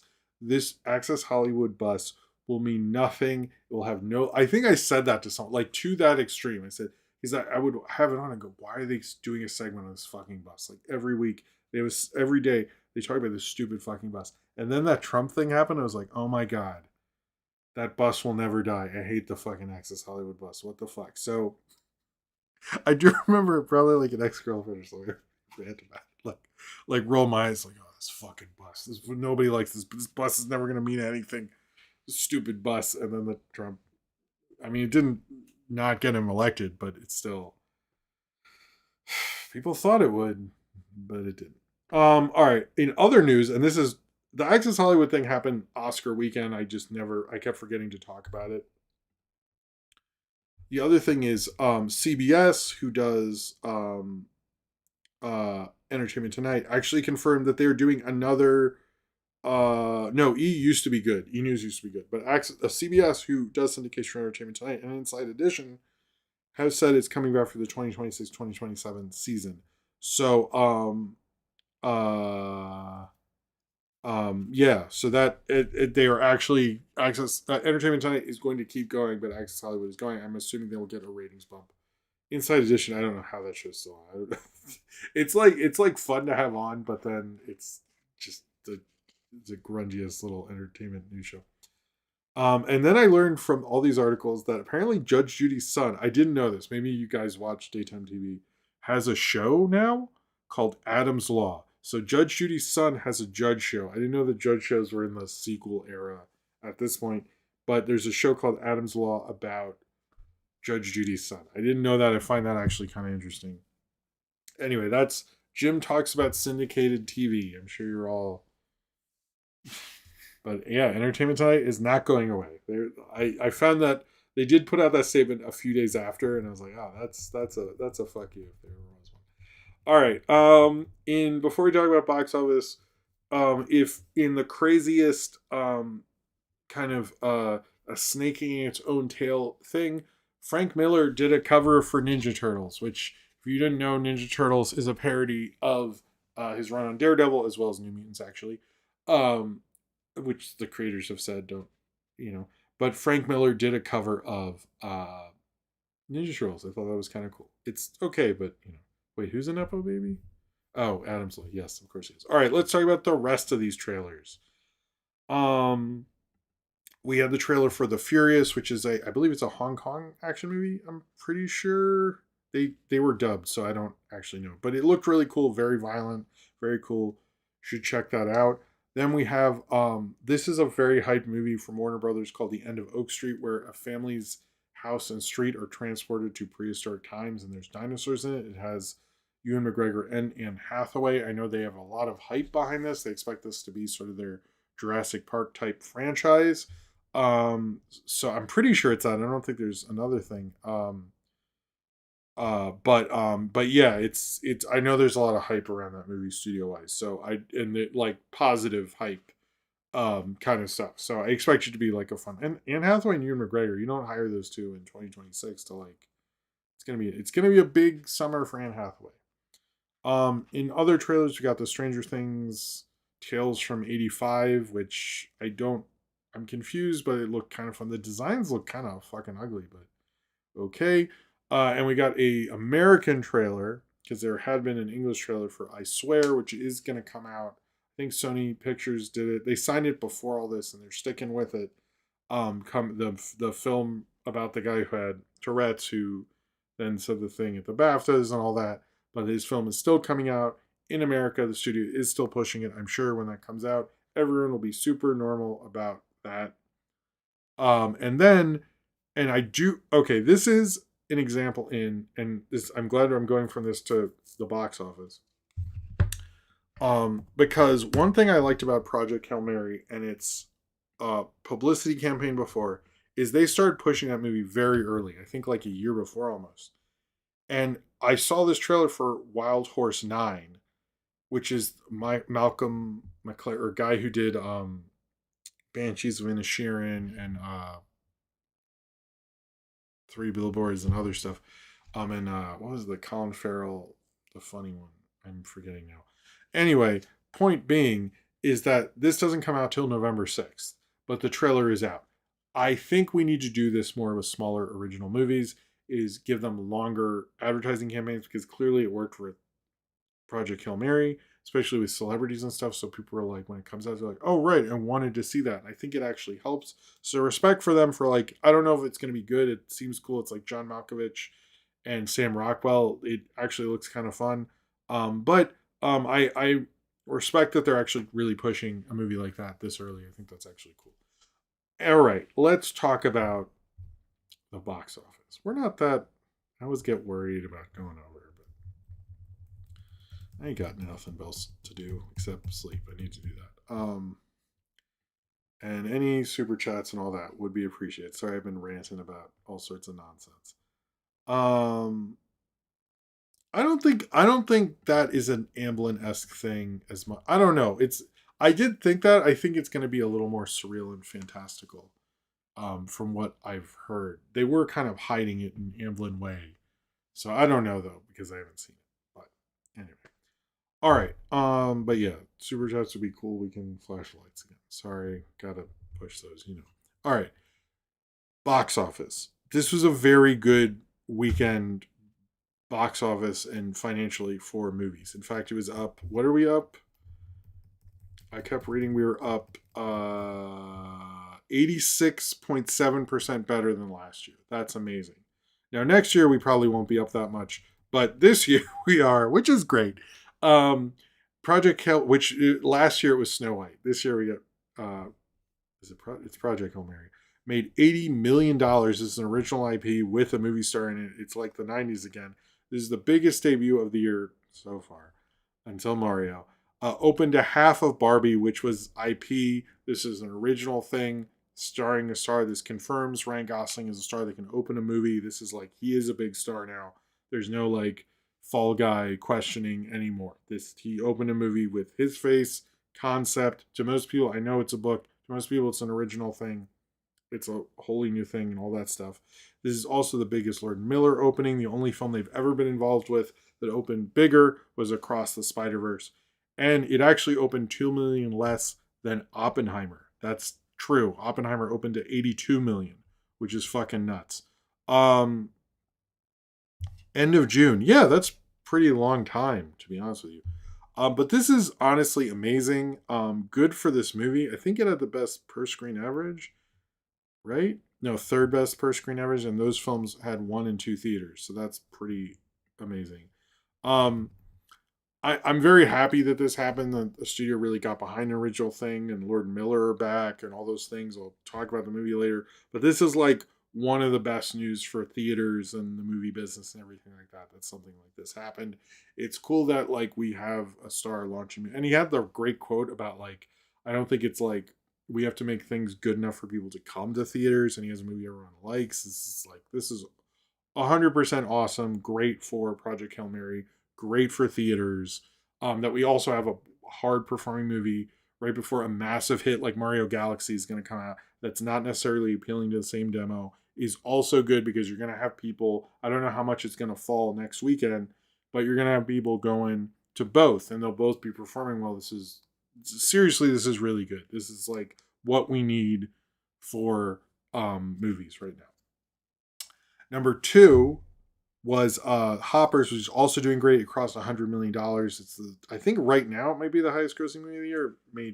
It's at 120. It only fell by 37.9%. I guess my kids and I are part of this because we saw it on that Friday, which is also really good that it's holding as well for an original animated film. This film is going to get destroyed when um, Mario. I mean, it's like no question. Like Hoppers, you fuck, bro. Um, Dar the Revenge, which is I believe Bollywood. I'm pretty 100. I don't know. Opened to 10 million. Apparently, it opened on like the Thursday before or something. It's made about 14 million. Good for that. I like that audience is coming out for movies as much. And Ready or Not 2 did okay. Good for them. 9 million was okay. The film that Project Hail Mary really hurt though was Reminders of Him. I know it's the lady who did It Ends With Us, and she's kind of the new Nicholas Sparks kind of thing now, in terms of movies because there's been a couple of hers. It fell by 55%, which is pretty bad. It seems like most of its audience just went to Project Hail Mary.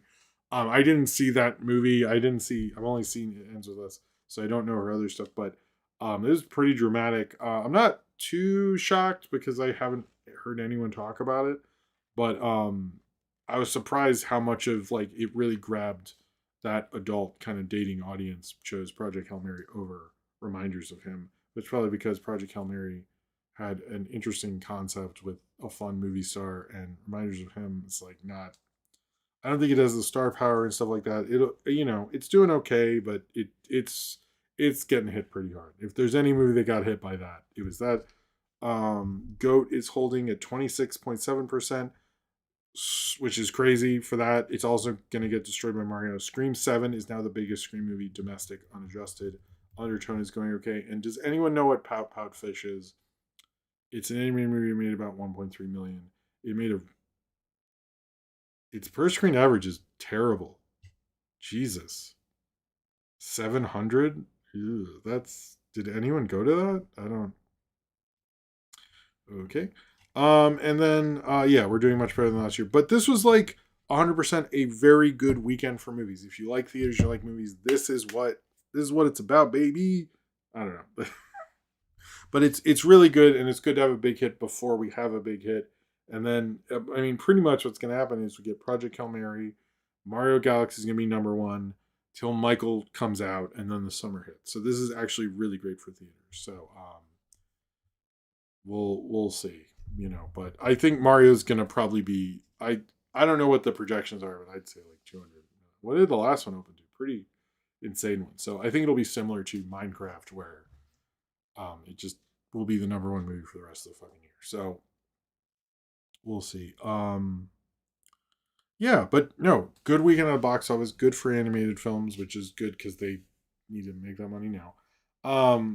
But this is overall like we're in a healthy time for theaters, actually, which is good. And an original sort of movie, with a movie star that the studios very much want to make happen, with 2 directors making a comeback. So, I did find, this is a side thing, and I'll say that, sorry if I'm doing too many side things. That I noticed people are relitigating the on Twitter and stuff, the Lord Miller Solo thing, and saying, well, they wouldn't have made a good Star Wars movie. And here's the thing with that. I agree with their idea, but I disagree with a thing that's like, yes, they would not have made the Ron Howard Solo movie, which I hate that Ron Howard got involved in this, because he was a George Lucas acolyte. He clearly should have gotten a Star Wars movie at some point. So I feel bad that he got wrapped up in all this shit. But like, I think what they wanted to do is make a Star Wars movie be something else. And Lucasfilm was like, no. And Star Wars fans are like, no. But like, the fact that Star Wars couldn't expand cinematically is the thing that really sucks about that in my mind. I don't, it's like, I don't understand when people are like, well, it wouldn't have worked out. It would have been good. I'm like, I actually think it would have been really good for Star Wars, but can't be different. I get it. All right. I'm going to take a break. Then we're going to talk about the first episode of the Super Mario Brothers Super Show and go from there. And so I am going to put up Ace the Wind Rider's card here.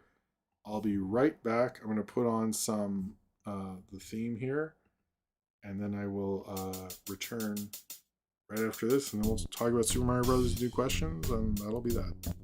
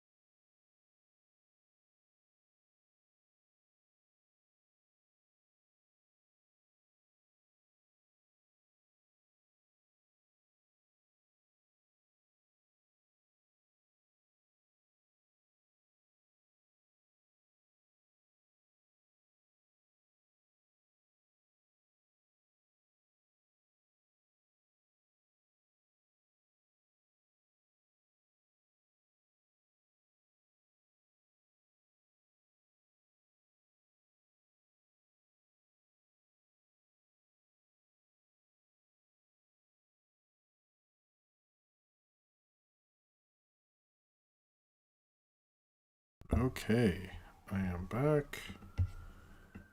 How is it going? Let me play the theme. I guess the theme is good for consistency. Why is OBS being weird? Everything. I don't think it's choppy as much as other weeks, right? I hope not. Anyway, I feel like bringing down the quality or messing with it. Anyway, we are back again. Shady's back, I guess. All right. Two programming things I forgot to mention. I think I previously said the music compilation wouldn't come out till April, but it's probably going to come out this weekend because I'm a little tired and it's already done, so why not? I was going to have a different compilation this week, but I chose... Oh, right when I commented on the choppy thing, it's choppy. So if that goes up, that's why, but there will be a review of an actual movie also, but I'm not sure which will come out first. It's whatever I get done, but yeah, I just wanted to let you know because I think I previously said something different and I wanted to acknowledge that.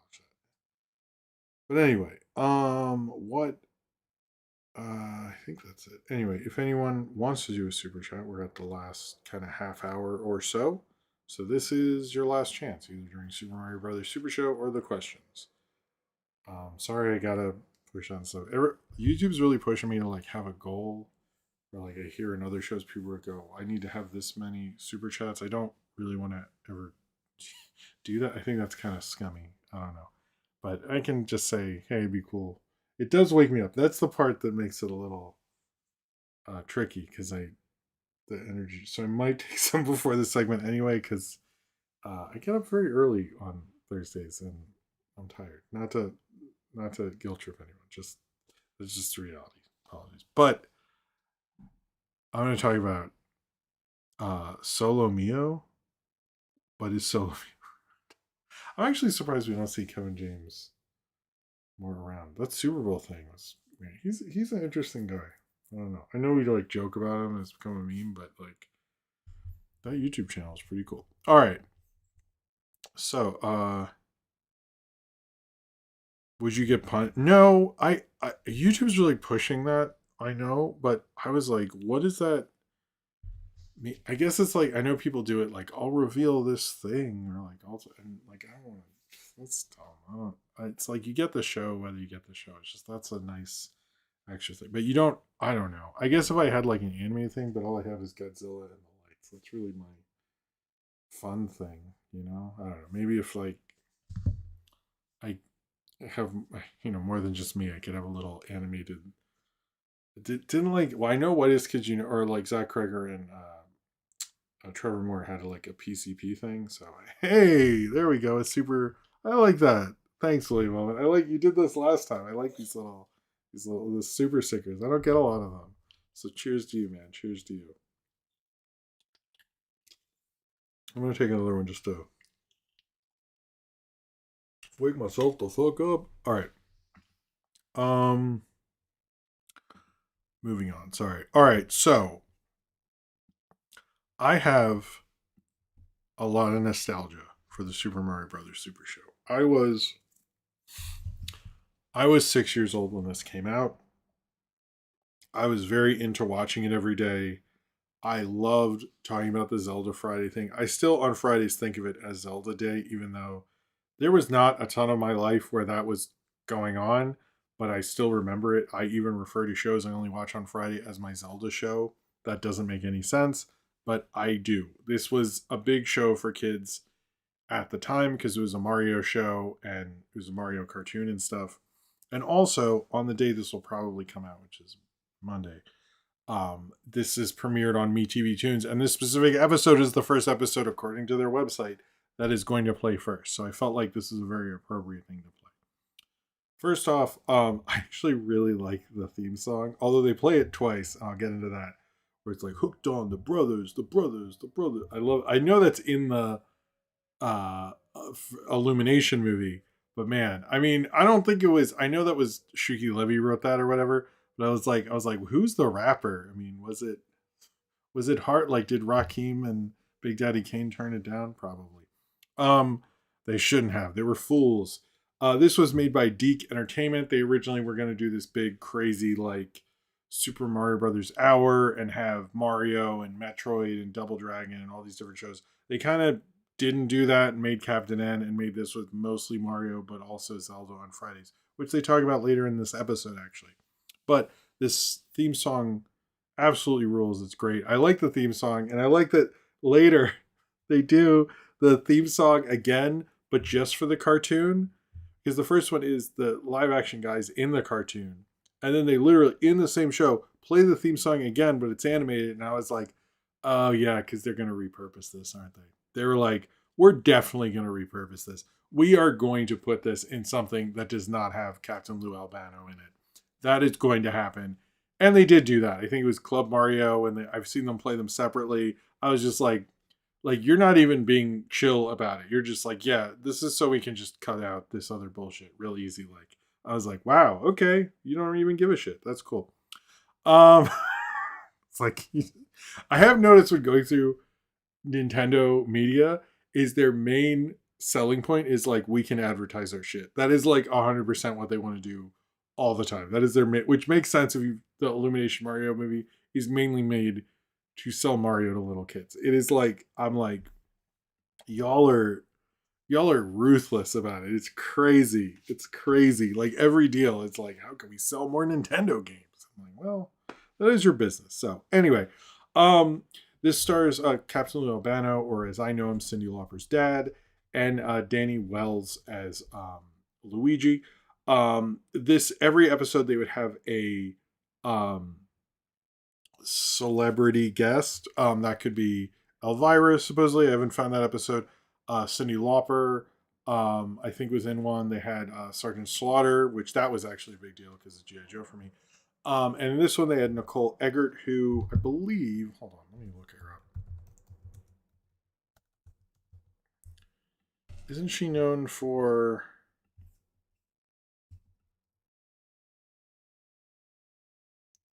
Yes, she was on Baywatch. That's how I know her. Sorry, I was 12. Leave me alone. But at the time, she was not known for Baywatch because Baywatch didn't exist. At the time, she was known for Charles in Charge, which they do not mention. They mention that they watch a show that she is on, but based on looking at her TVography or whatever, she was definitely on Charles in Charge. Um, but they just mention they don't mention it. I forgot that the live action segments have like this laugh track. Although people say it's filmed by a live studio audience, it feels like someone's just hitting buttons to me. But if they say that, sure, why not? I do not remember Charles in Charge, by the way, but I watched so much TV in the 80s that like I probably watched it. I could not. I know Scott Baio was in it, and he generally sucks, so maybe it sucked there. And also I noticed like this is 100% the most plumbing I've ever seen the Mario Brothers do in anything. Like this is like a lot of plumbing, hardcore plumbing. The most Brooklyn they do. I do like that they have the video game sounds and music cues in this is actually a lot cooler. I hadn't watched this in a long time. That was pretty cool. But then the real thing is the cartoon. I remember really liking this cartoon and stuff. I actually let my son watch it and he was kind of into it. I had to stop it because I thought he would reject it and he didn't. So we're going to watch the rest later. He had to go to bed, so I couldn't. Sorry for him. We'll watch the rest later. Hopefully by the time I edit this, he will have watched the rest of it. I'll have a text saying like he did or something. But it is cool that in this, Birdo is in this. He takes Toad and thinks Toad is Birdo thinks Toad is her baby as a sort of reverse the changeling. If you know that one, that's definitely what they're referencing in this. Does anyone get that? Let me know if you do. And then Mario, Luigi, and Peach try to find him, and then King Koopa is just stopping them for some reason. King Koopa, this is like the weirdest written cartoon. He's just like, I'm just gonna fuck with them because they want to get their friend back. It's like you could cut King Koopa out of this, and I wish they did because there's okay. I don't understand this, and like I get like the cartoon fetish thing, and like I know Sabers talks about that and stuff, but like I'm usually not as I'm like yeah, kind of and stuff, but like in this.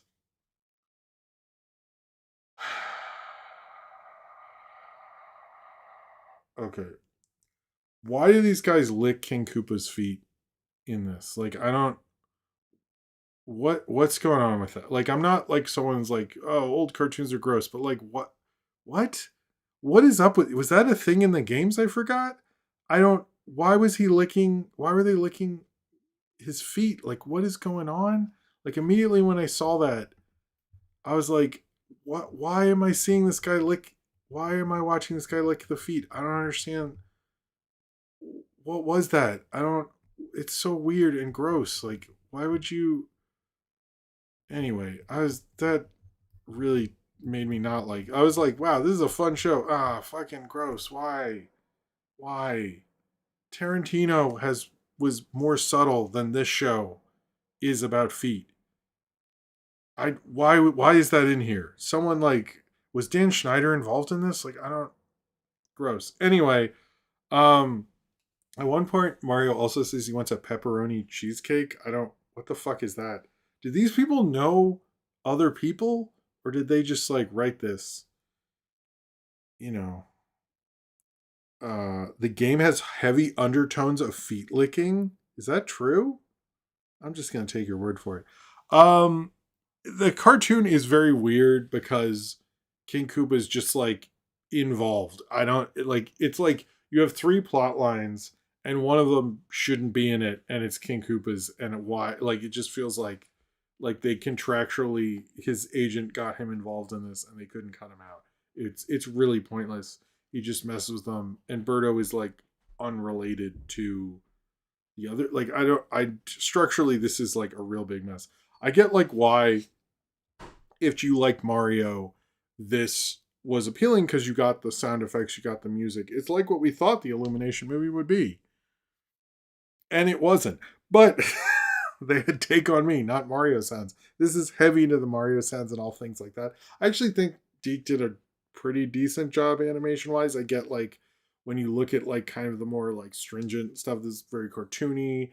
In the Mario thing, Mario and Luigi, I think at one point he says, I'm allergic to mountains. It's like I like that. And I know it's Corbett was saying it's more influenced by Mario 2. At the time, Mario 2 was the newest game, so that kind of tracks actually.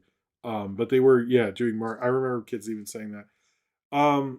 Then they go back to the that was fine and all that. They go back to the live action thing. They're really about cleanliness, and then they have Nicole Eggert. It's Nicole Eggert in this, who's kind of like your typical '80s photogenic girl lady in this, and then they get her really dirty for some reason, and then she's like, "No, I'm going to a messy party. This is fine," even though she didn't look like it's fine. I don't know. Apparently they improv'd a lot, so I guess this is pretty much a Christopher Guest movie, or they just like were like, just I don't know, go from here to here or something. Just leave me alone. I don't know. It's probably what really happened, but they claim they improv most of it. I guess that's a thing you want to claim. This was kind of when Mario was really pushing merchandise and stuff. I remember the Mario Zelda cereal where one bag was Zelda and one bag was Mario. They were smaller bags than fit in a regular cereal box and all that. They do at the end of this have a trailer for the Zelda cartoon and emphasize that it's going to be on Fridays. I'm not sure if Tubi had the Zelda ones. I didn't check. And it was like a whole trailer and they explained the whole thing. And then at the end, I was like, um, he says excuse me princess and I was like you fucking said it, he said it, he said excuse, he was like say the line Bart and he did it, he said excuse me princess. It's like yes. um that's all you want. He better say that in that movie. I hope he does. And then like they're in a fight and he goes, well excuse me princess, I will die. He's got to do it. They got to do it. Somebody call him. The messy party thing. This is what I wrote. I said the fuck is a sloppy party, Jesus white people. But I oh, and my last thing about this is when he says do the Mario. I was 6. I remember dancing along to the do the Mario. Like I don't think I did the. I was not. I didn't have.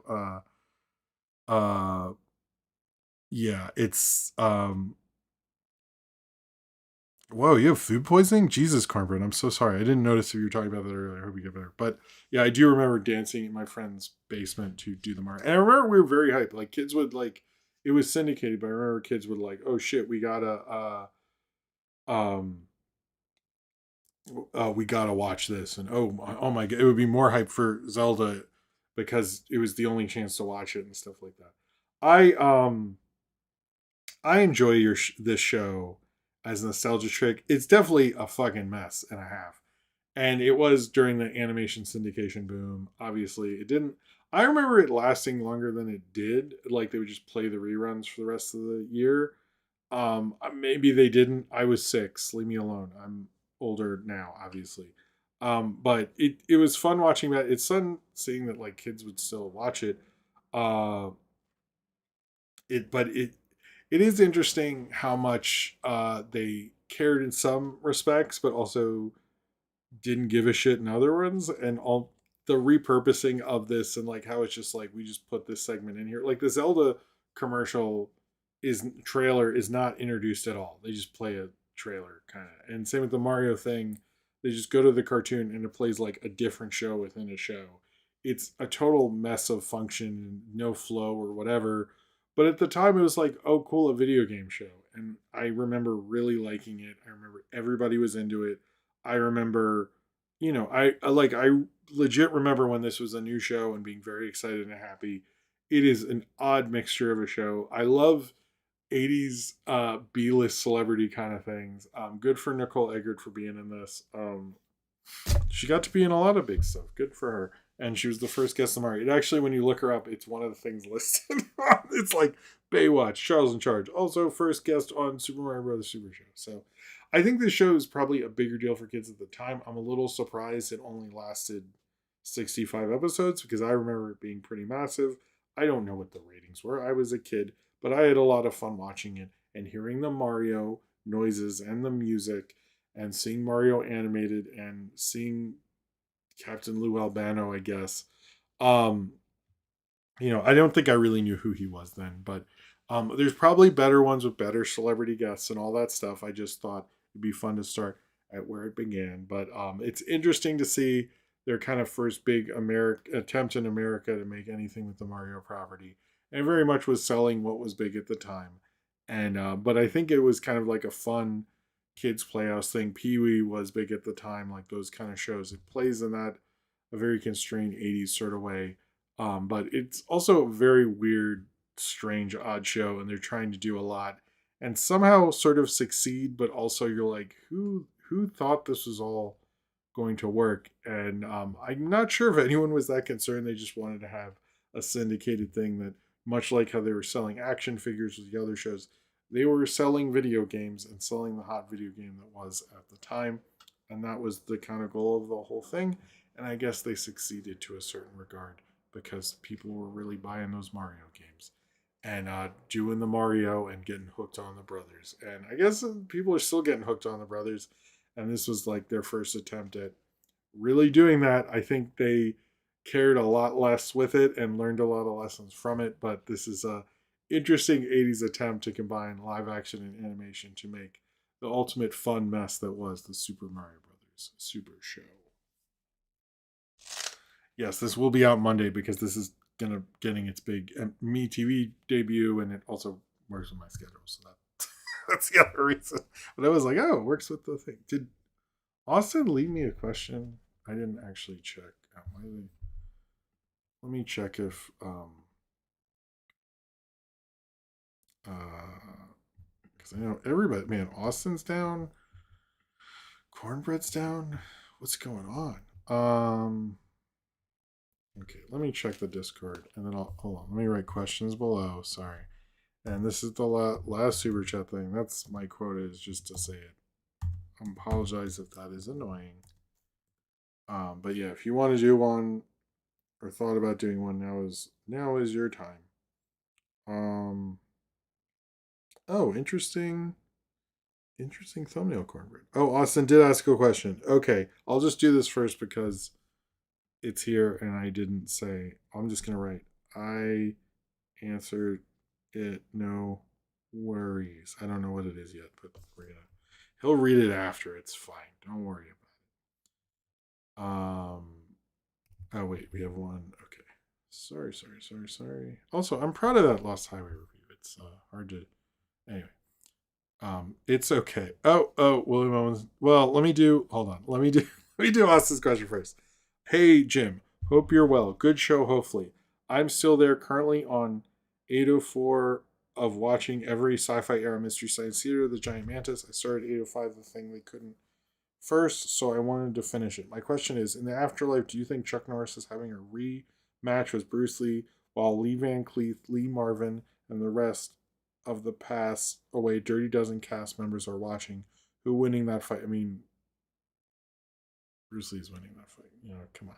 Bruce Lee's winning. That's 100% Bruce Lee. Bruce Lee is winning that fight. All right. William Owen says, question: how would you rank these Fritz Lang movies? The Big Heat, You Could Only Live Once, The Testament of Dr. Morose, Fury, The Woman in the Window.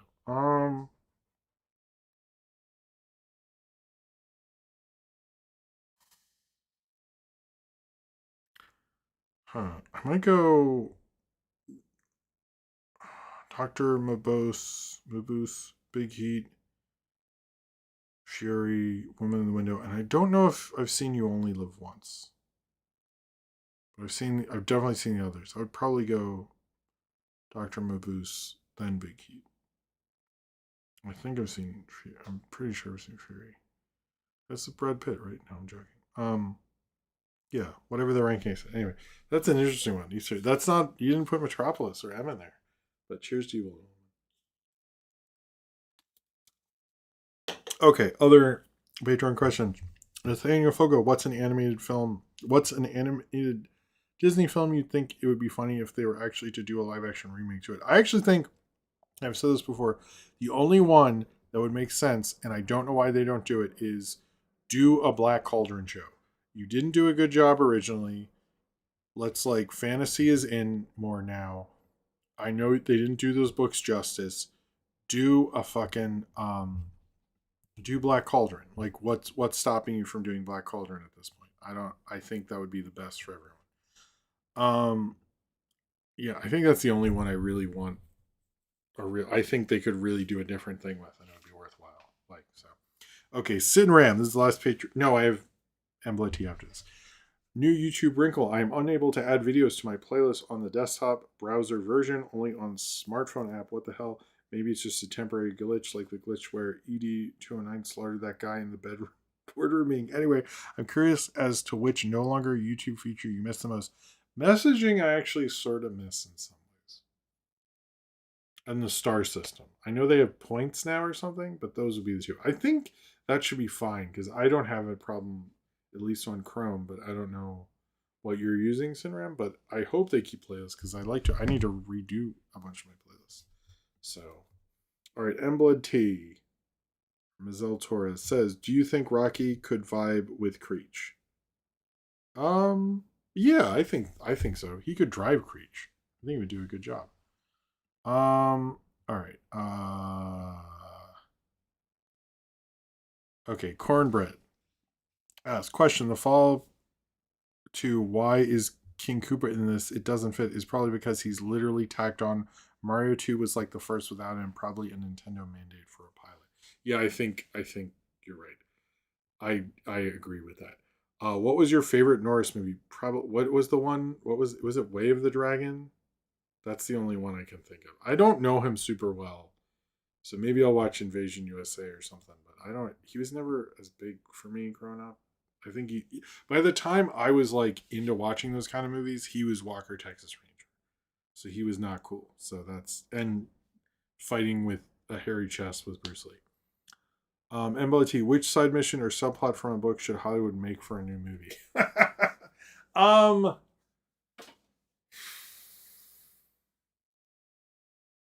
don't know. I think taking those things out is a bad idea unless you're really gonna say something with it. Which,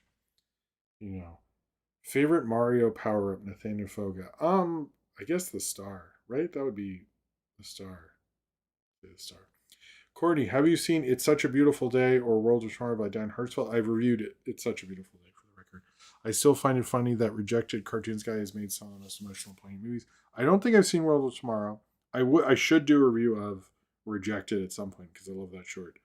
But But yeah, I've seen It's Such a there's a review of that. I've not reviewed Worlds of Tomorrow. Maybe I should.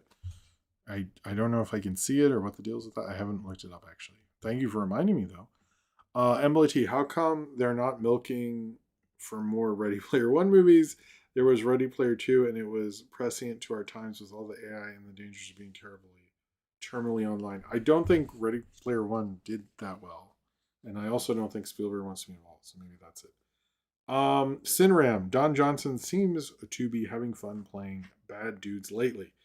Do you see that kind of career turn for Ryan Gosling when he's in his late 60s or so? I could see that. Yeah, no, that makes sense. William Ellman, we still need the Sean Baker live action remake of The Great Mouse Detective. I actually think Sean Baker could do Oliver and Company. I think that would probably be, but both 80s, yeah, 80s Disney. I think, yeah. Trying to think, probably, yeah, he could do Pinocchio, but I don't want that for him.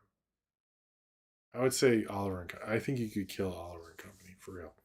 Embla T, should the live action remake Atlantis Lost Empire and get the same ending of Zardos, where the Atlanteans happily embrace death after living so long? I don't. I know people want that one. I'm sort of like yes, but I'm pretty like it should be Black Cauldron. Medela Butterfly. I get the why you'd want to do that. Anyway, sorry. Medela Butterfly. Which X Men should get introduced to the MCU? Also, nice shirt. Thank you. I mean, it's gonna be Wolverine. And Cyclops and Jean. After that, I wouldn't mind Psylocke. Like, do a good live action Psylocke. I would like New Mutants people, of course. Colossus. I wouldn't mind Rachel Summers. I wouldn't mind Nightcrawler more involved. I feel like they'll probably do Gambit because there's been such a want for him. Embla, who should voice Star Fox and his mentor telling him to do the barrel roll? I don't know. I'm surprised that wasn't revealed. I guess we'll find out soon. But I've somebody who would do Star Fox. I mean, you get Freddie Prinze Jr. do a Wing Commander movie thing. Cornbread. Oh wait, I have to mention this. Might have been the food poisoning, but when I joined the stream, I thought the top head on your shirt was Frankenfurter Ragyar. The people need to know. That's funny. I can see that. Alex G. Rob, evening, Mr. Gisriel. I can't stay for the show, but I am excited for the Mario Galaxy movie next month, considering who just got announced. Oh, okay, yeah, I agree. I can see that. Ready Player One. I mean, it was also pre-COVID, so maybe they're doing it. Okay, I guess this is the last question for MLT question. Should Disney attempt to remake 2000 Leagues again? I weren't they doing a Fincher one and it fell apart? I I remember they were, and I think Brad Pitt was going to do it, and it fell apart, which would have been cool. I don't mind. People forget about that. Disney would really push that one a lot in the '80s and stuff. So I'm a little surprised, but I think Disney has moved on from it. I wouldn't mind if they went back to their old stuff because like it worked out for like the Parent Trap. People don't even remember the Hailing Bills one now. So I think you could do that to some of their previous live action things. Probably not Mary Poppins, but like I think it worked for Pete's Dragon, right? Was it? What was the one between Pete's? No, Bedknobs and Bruce Six was MGM. Anyway, they could probably do that. Anyway, all right. It is 12:31. It is time to, I guess, let me say thank you to. Oh, dang it. Okay, there we go. There we go. Thank you to the Super Chats from Bloxiao, someone called Jortunes, Nattenbox64, which I didn't heart this, and now I'm going to. Sorry about that, Nattenbox. William Ellman, Mr. Silver, Medela Butterfly, William Ellman, Mr. Silver, William Ellman, and William Ellman. Thank you very much for the Super Chats. It is very appreciated. Cheers to you. Next week, there'll be a stream on Friday. Oh, thank you, William. I am proud of that Lost Highway video. If you want to check it out. But yeah, next week there'll be a stream on Thursday, regular show, and then I will do a bonus sort of what I'm calling a mess around stream. I want to test stuff. I want to check out this what's it called, the the where it goes to the shorts thing. I want to test stuff out. Basically, it's not gonna have. I'm gonna do a segment probably, but it'll be a looser kind of stream. Probably be an hour, because I actually have the time to do an extra stream, and I'm wanting to do a mess around stream. So next week there will be two, but it will be way less structured and stuff, and we'll still do the super chats and all that. Just to let you know, and I might be on a podcast the following week as well, but I'll let you know about that next week. And yes, check out the reviews and all that stuff. Oh, thank you very much, Cornbread. Yeah, I don't know. Doing Lynch is a hard thing, and I need to do more Lynch. And there's a lot of people. I'm like, I need to do a lot of people. Get those, Anyway, thank you all very much for watching. Sorry, it's been a little bit of a weird week in terms of content and stuff like that. But I think soon it's going to be a lot of the stuff and all that. I'm tired. Let's all go to bed. You all have a good night. Thank you for being here. Thank you all, as always, for your support. Thank you to Cinnamon for doing the super chats, for doing the timestamps. Thank you for the super chats. Thank you for everything. I clearly need to go. See a good movie. Have a good night. Be positive and all that. And I'll see you next time.